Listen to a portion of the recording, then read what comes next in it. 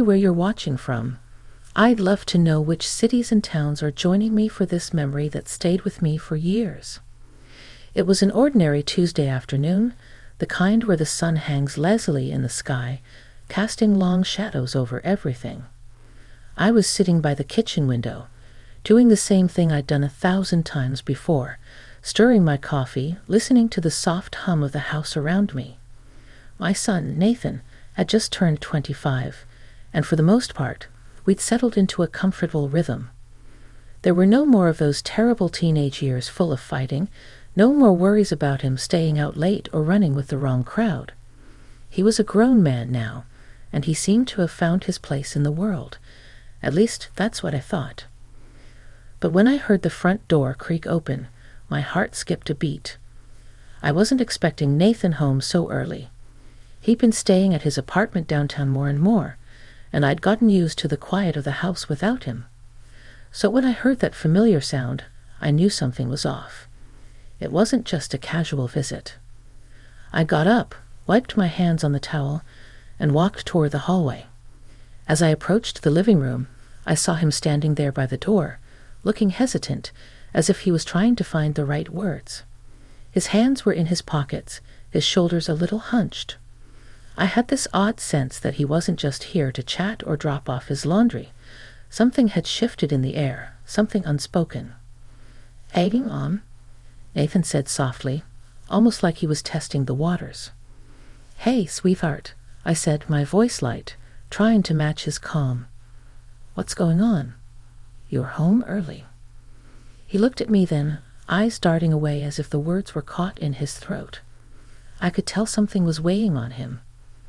Nathan had always been a bit of a quiet guy, never the type to spill his emotions all over the place. But today was different. He was pacing, something he hadn't done since he was a kid. It made my stomach twist with a sudden sense of unease. "Can we talk?" His voice was steady, but I could hear a slight tremble in it. "Of course," I said, gesturing to the couch. "Sit down. You're making me nervous." Nathan didn't immediately sit. Instead, he paced for a moment longer, then stopped in front of the window, his back to me. It felt like time had slowed down. Every little noise seemed amplified, the ticking of the clock on the wall, the hum of the refrigerator in the next room, the distant sound of cars passing by outside. I watched him, my son, a man I thought I knew well. And yet, in that moment, I realized how little I truly understood about what was going on inside him. "Mom," he began, his voice barely above a whisper, "I've been carrying something with me for a long time, and I can't keep it anymore." I felt my heart tighten. This wasn't just a casual confession. It wasn't like he was telling me about a bad grade or a fight with a friend. There was something much heavier in his tone, something that made me realize that whatever he was about to say, it was big. "What do you mean?" I asked, standing now, my hands instinctively moving to my hips, trying to keep my own nerves in check. Nathan took a deep breath, and for a moment I saw him look over his shoulder at me, his face a mask of uncertainty. Then he turned back toward the window, like he needed to gather his thoughts before he could face me with the truth. "I didn't want to tell you this, Mom. I didn't want to hurt you," he said. His voice cracked slightly, and I could tell he was struggling. "But I have to. I've been hiding it for years, and it's not just me anymore. I need to be honest. With you. With myself." I stood there, waiting for the storm that I knew was coming. The air in the room seemed to thicken, and I suddenly felt the weight of the silence between us, thick and heavy. "Tell me," I urged, my voice soft but firm. "Whatever it is, we'll figure it out together." Nathan nodded, a slow, deliberate motion, and then he finally turned to face me. His expression was a mixture of guilt and relief, as if saying it out loud was the only way to release whatever had been suffocating him for so long. "I'm gay, Mom." The words hung in the air between us, and for a split second, everything inside me froze. My heart raced, my mind scrambled for a response, but for the life of me, I couldn't find the words. It wasn't shock exactly. It wasn't even surprise, though I had never seen it coming.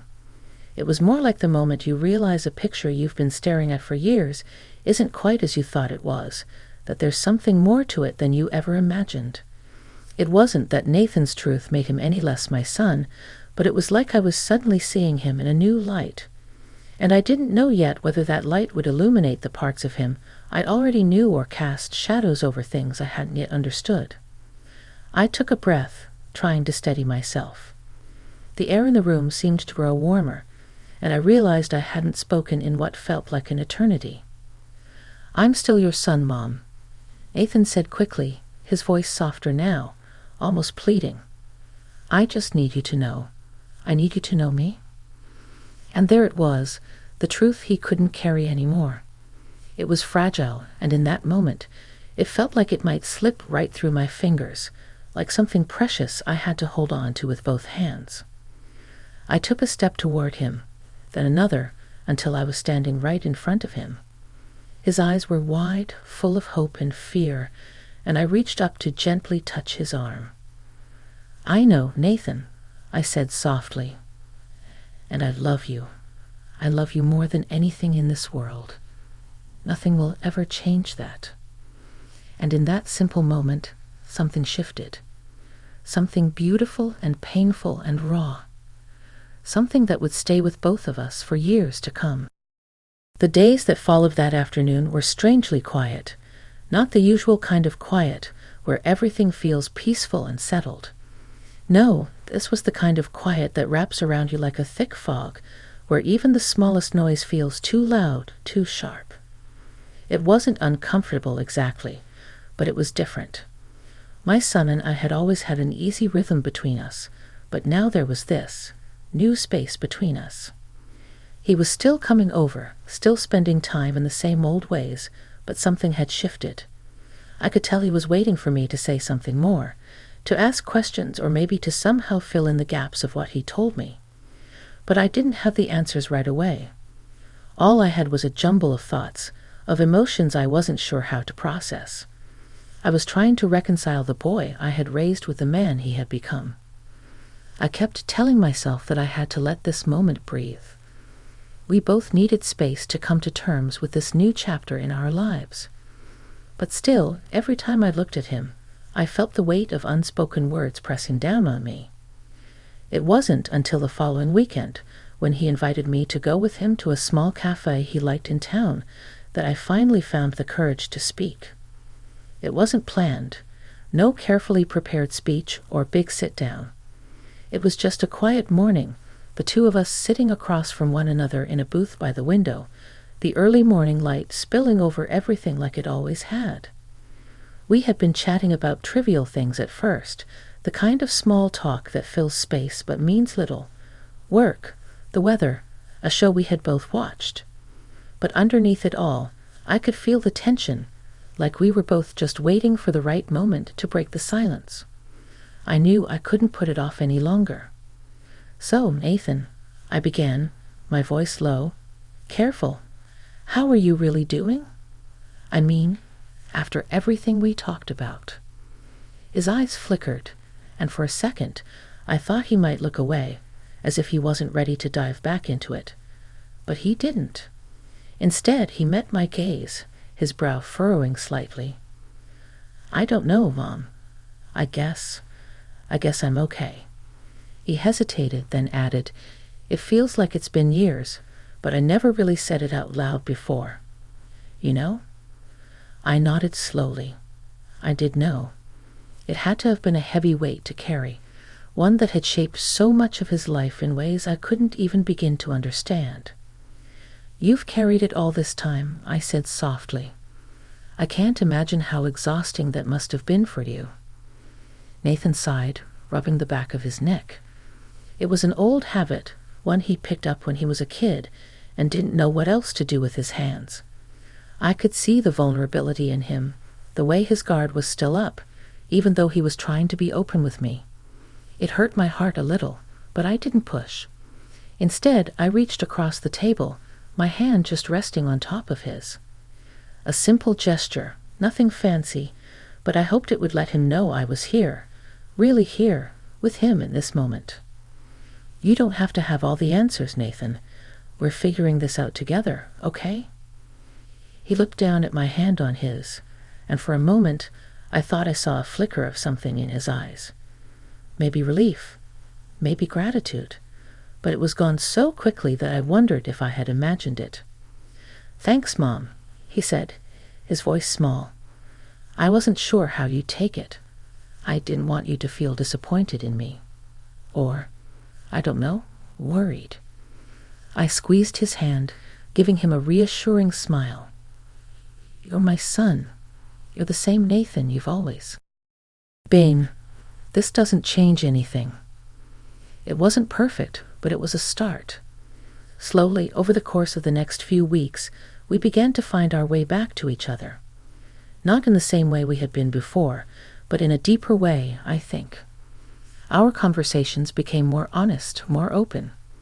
There were moments of silence, yes, but they were no longer filled with tension. They were just moments to breathe, to let our thoughts settle. One Saturday afternoon, he came over to help me with a project I had been putting off for months, organizing the attic. It wasn't glamorous work, but it was something that allowed us to be together without feeling like we had to talk constantly.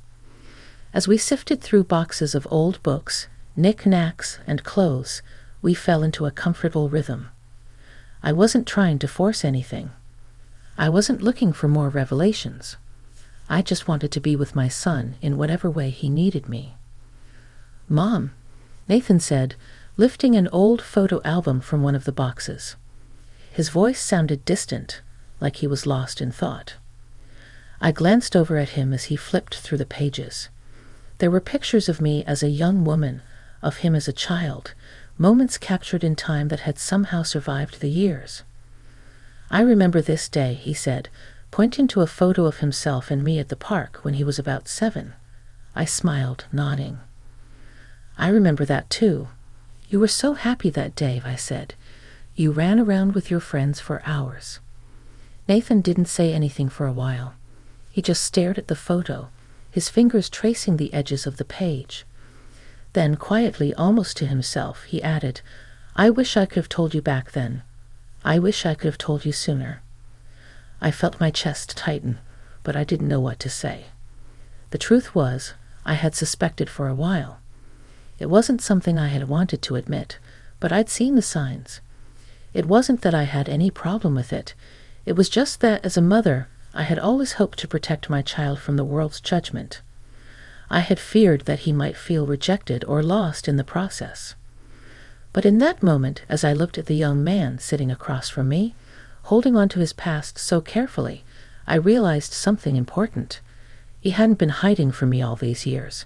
He had been hiding from himself. And the only thing that had ever mattered was that he finally found the courage to be who he truly was. I reached over and placed my hand on his again, this time not for reassurance, but for solidarity. "It's okay, Nathan," I said softly. "You don't have to wish for anything anymore. You're here now, and that's enough." He looked at me then, and for the first time in a long while, I saw a true sense of peace in his eyes. It was like the last of the walls had come down, and we were no longer standing on opposite sides of some invisible divide. "Thanks, Mom," he said again, but this time there was something different in his voice, something like hope. And I realized with a quiet certainty that we were going to be okay. Whatever the future held, whatever challenges we would face, we were going to face them together. In the silence that followed, I found myself smiling, not because everything had been fixed, but because we were finally able to move forward together. The weeks continued to unfold in a way that felt almost strange to me, slow, steady, and quietly transformative. Life didn't change in any dramatic, overwhelming way. Instead, it shifted in small, almost invisible steps, like the gentle turning of a season. Nathan and I were talking more, sharing more, allowing ourselves to settle into this new understanding. I could feel him opening up in ways he never had before, and I found myself doing the same, almost without realizing it. One afternoon, he invited me to join him on a walk through the old neighborhood. It was a place filled with memories, both sweet and complicated. The sun was warm but not too harsh, the kind of warmth that settles on your shoulders without burden. The trees that lined the sidewalks were taller than I remembered, their branches bending slightly over the road like familiar arms reaching out in welcome. We walked side by side, not speaking at first, just listening to the crunch of leaves beneath our shoes. I noticed the way Nathan kept glancing at the houses we passed, as if looking for pieces of himself in the corners of old lawns and cracked driveways. "Mom," he said gently, breaking the silence, "I didn't just come out to you that day. I also ended a relationship." I slowed my steps, not out of shock, but out of the instinct to give him room to speak without feeling rushed. "I didn't know you were seeing someone," I said, my voice calm, inviting. "That's the thing," he murmured, looking down at the sidewalk. "I didn't let you know. Or anyone, really. I kept everything hidden, even the good parts." There was a sadness in his voice, not sharp or painful, but soft and steady, like something that had been held inside far too long. "What was he like?" I asked. The question came out naturally, surprising even me with how ready I was to hear the answer. Nathan smiled faintly. "Kind," he said, "thoughtful, patient. He understood things about me I didn't even understand myself." I could hear something deeper beneath his words, a tenderness that he was still trying to reconcile with the loss of it. It wasn't a dramatic heartbreak. It was quieter, more personal. The type that settles in the bones. "Why did it end?" I asked softly. He hesitated, then shook his head. Because I wasn't ready to be seen. Not fully, and he deserved someone who was. We walked a little farther, the wind picking up just enough to rustle the branches overhead. I felt something stir in me, a recognition, maybe, of how familiar his words sounded. I had lived a long life, full of choices and mistakes, full of moments where I had hidden myself too. And here was my son, standing in that same space I once had, not knowing how to step out of the shadows. "Nathan," I said finally, "sometimes the timing of our truth isn't wrong. It's just still growing. You weren't ready then, but that doesn't mean you won't be ready soon." He looked at me, his expression thoughtful, as if turning my words over in his mind. "You really believe that?" he asked. "I do," I answered. "More than you know." We turned down a narrow street, one that led to the old community park. The benches were worn from years of sun and use, and children's laughter carried across the grass. The place looked smaller than I remembered, but somehow more peaceful too. We sat together on one of the old benches, watching the world move around us. I could feel the calm settling between us, like we had reached a place that needed no explanation. "Mom," he said quietly after a moment, "I was scared to tell you because I thought you'd think I had hidden too much from you, that I had been someone you didn't really know." I took a slow breath, letting the breeze brush against my face. "You're my son," I said, turning toward him. "I knew you then. I know you now. People grow, Nathan. That's not a betrayal. It's life." He let out a slow sigh, his shoulders releasing tension I didn't even realize he was still carrying. I could see a faint relief fall over him, like a soft glow. "You've always been good at making things make sense," he said with a small smile. I laughed lightly. "No, I've just had more years to figure out what matters and what doesn't." We sat there for a long time, simply sharing the moment. The light changed around us, the shadows stretching slowly across the park. The world didn't feel heavy anymore, not for him, and not for me. Something had settled between us, something firm and warm, like the foundation of a bridge finally finished.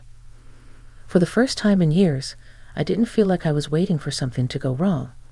I didn't feel fear or uncertainty. What I felt was connection, real, honest connection, between a mother and a son who were finally learning how to truly see each other. And that, I realized, was more beautiful than anything I could have imagined. It's funny how things can change in such subtle ways, without you even realizing it. One day you wake up, and everything feels like it's been the same for years, and then the next, without any big dramatic shift, you find yourself standing in a new place with a new perspective. That was where I found myself now. It had been several months since that afternoon Nathan had told me his truth, since that conversation that had opened up so much between us. We had learned to navigate our new reality with patience and understanding. The silence that once hung between us now felt more like a comfort, like a shared space where words weren't always necessary. Our bond wasn't just surviving. It was growing in ways that felt deeper and more genuine. There was a softness in the way we interacted now, a mutual respect that wasn't there before. Not because we didn't love each other, but because we were finally seeing each other in the light of honesty. It wasn't just a one-time thing. It was something that had reshaped the very core of who we were together. It wasn't all easy, of course. Life had a way of throwing curveballs, even in the quietest moments. There were still questions, things we hadn't yet figured out. Nathan was still figuring out what being his true self meant, and I was still learning how to support him in the ways he needed. It wasn't a perfect process, but it was ours, and it was real. It was a Saturday afternoon when Nathan came over to the house, just like old times. This time, though, I could tell he was carrying something more, an energy I couldn't quite place. He had that look in his eyes, the same look he'd had the day he told me about his sexuality. The look that said he was about to share something important. I was in the kitchen, preparing lunch, when I heard the familiar creak of the door, the soft thud of his boots as he stepped in. When I turned around, I saw him standing in the doorway, hands shoved in his pockets, the same way he always used to stand when he was nervous. "Hey, Mom," he said, his voice a little off, like there was something he wanted to say but couldn't find the words just yet. "Hey, sweetheart," I replied, putting down the knife and wiping my hands on the dish towel. "You okay?" Nathan nodded but didn't come any closer, instead staying rooted at the door, his eyes darting between me and the floor. I could feel his hesitation in the air, thick like fog. "What's going on?" I asked gently, giving him the space to speak, not wanting to rush him. "I've been thinking a lot, Mom," he began, still not meeting my eyes. "About everything. About us. About me." I could feel a lump forming in my throat. I didn't know where this was going, but I could tell it was big. He was standing on the edge of something deep, and I didn't want to interrupt him, but I also didn't want to leave him hanging.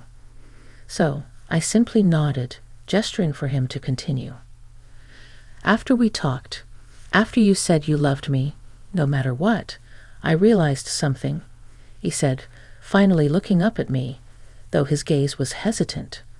"I realized that I need to take the next step in my life, in who I am." My heart thudded, and I stepped forward, closer to him.